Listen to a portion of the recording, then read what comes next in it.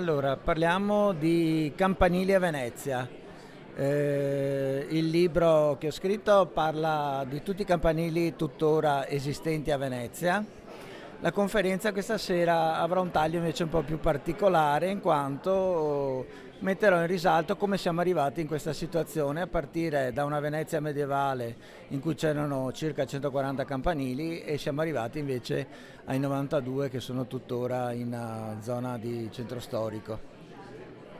Quindi tutti i campanili, cosa è successo? Dove sono spariti, quelli crollati, quelli abbattuti, eccetera.